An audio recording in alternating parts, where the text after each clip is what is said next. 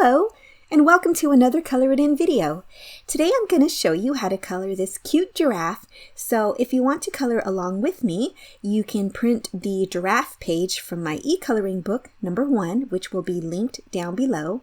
And you can print this on regular paper or smooth cardstock. And we're going to be using the 36 set of Noyo gel crayons by Doodle Hog. And you'll also need a wet wipe and paper towel or apron to clean and dry your hands between colors. And lastly, you'll also need a Q-tip. Okay, let's get started. Starting with the lightest red from the box, I'm going to color the sky in sections. So from this corner to this line, mark a dot about halfway between those 2 points. It doesn't have to be exact as long as it lands somewhere near the top of his ears. Now let's outline the border here. And here at the section guide on the frame, let's draw a line down to the giraffe's head. And now let's carefully outline the giraffe.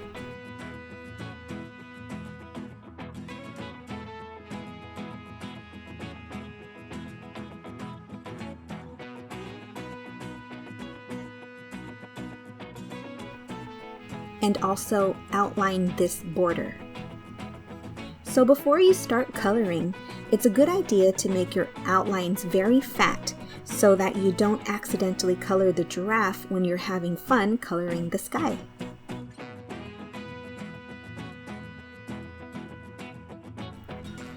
So let's color. Notice that I'm keeping my strokes close together and I'm coloring in overlapping rows. This will help you to cover up all the paper, and also try not to let your hand rest on the paper as you color so that the color doesn't smear.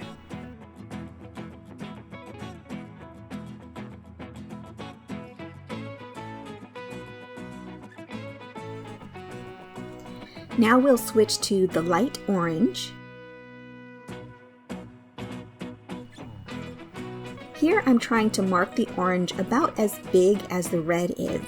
In other words, if I were to measure the red with my fingers like this, keeping my fingers in the same position but moving my arm down to where now my finger is touching the bottom of the red, mark your orange where your thumb lands. Again, it doesn't have to be exact, but just about the same size. And now outline that section. Make a thick outline around the giraffe.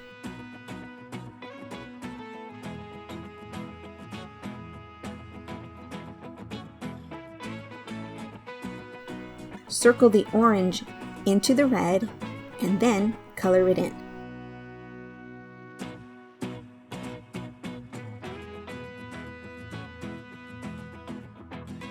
You can always twist up to get more of your color.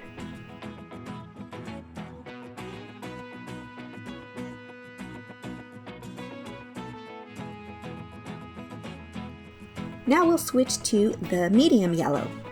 Be sure to smooth off any crumbs from the tip and wipe off any other colors from it.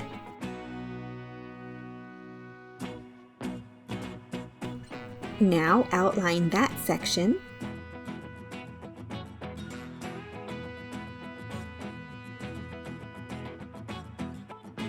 Circle it into the orange and then color it in.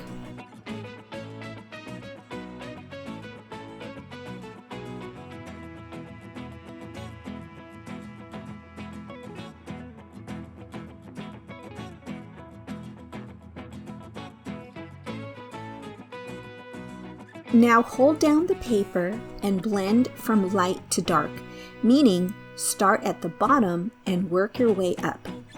You can use 2 fingers to blend if that'll be easier for you. And don't be afraid to blend the orange right into the yellow and the orange right into the red when you get to that.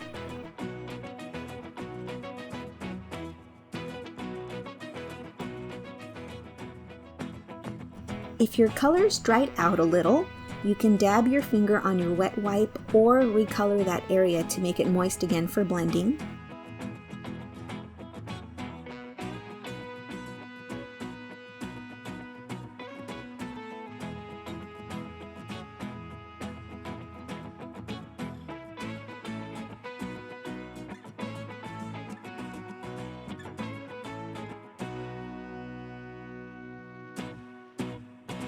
And down here, I felt that the orange left too hard of a line, so I'm going to recolor that border with yellow and then blend it again.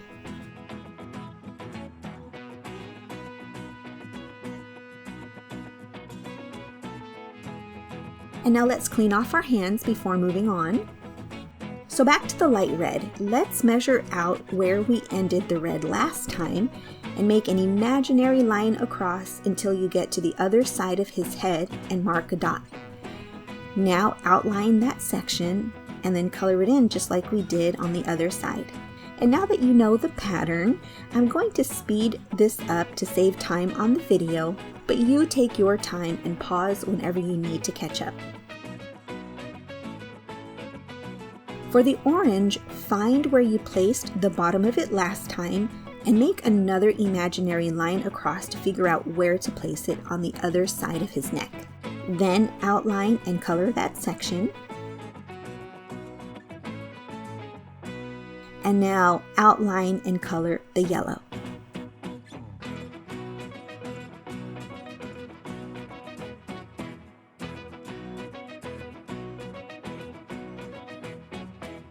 Then clean off your fingers and blend from light to dark.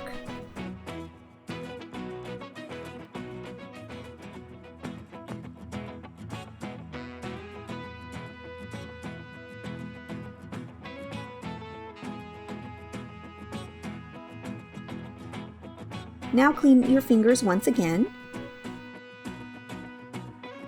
Moving on to the yellow-brown color, we'll follow the section guide to section off the head.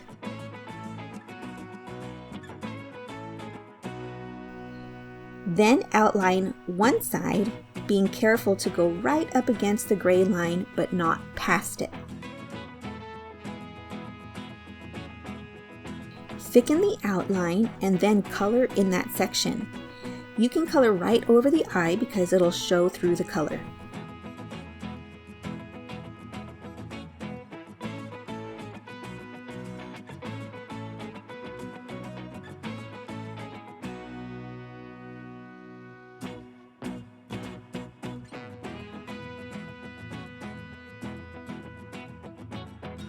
Now blend. Start outlining with your finger first, then work your way in. And blend out that seam line there. Now I'll speed up the video because it's the same thing for the other side.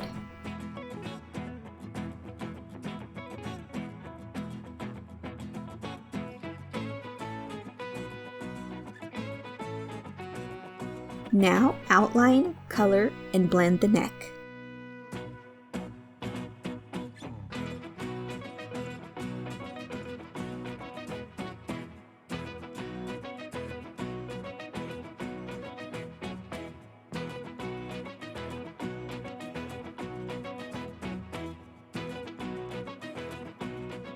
And then outline, color, and blend each ear.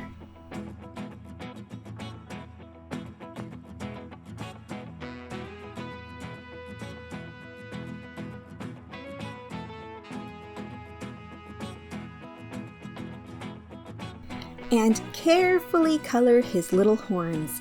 Make sure to swipe off any crumbs from your color before you do this part in order to stay neat. I used a Q-tip to blend them because my fingers were too big. Now moving on to the peach, we'll color his muzzle. We'll follow that same pattern of outline, color, blend.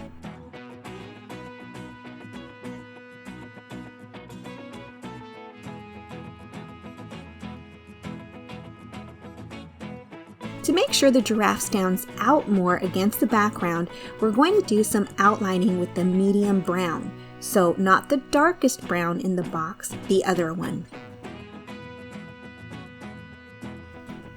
Take your time with this part. Make sure you stay on the gray line and don't let it float outside or inside the giraffe.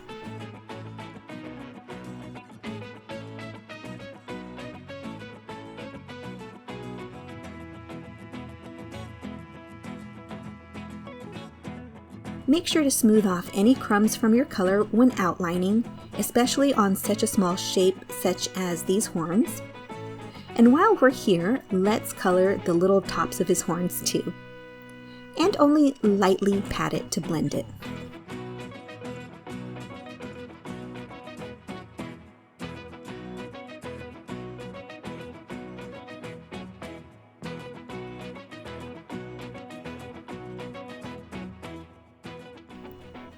Oh, and just as a reminder, don't let the bottom of your hand rest on your paper so that your colors don't get smudged.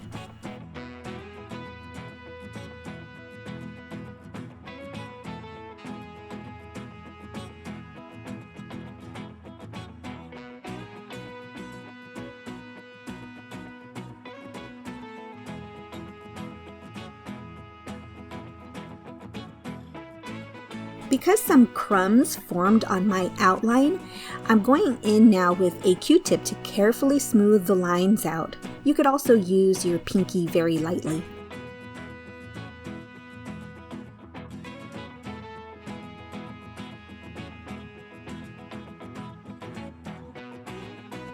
Now we'll draw some spots on his neck. I'll make one up here and down here. So starting right at the corner, make a big half circle, then one on the other side. Now color them in.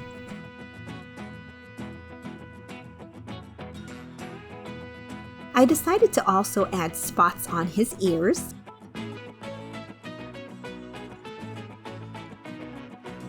And now let's blend all his spots.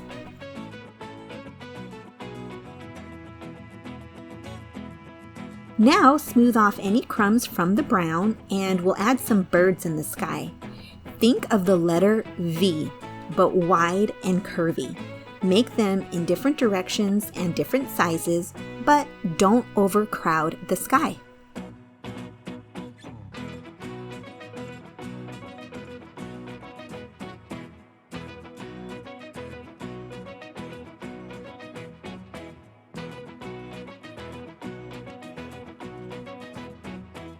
And ta-da! We are done! I hope you had just as much fun as I did. If so, please like and subscribe, and hopefully you'll join me for another one. Thanks so much! Bye!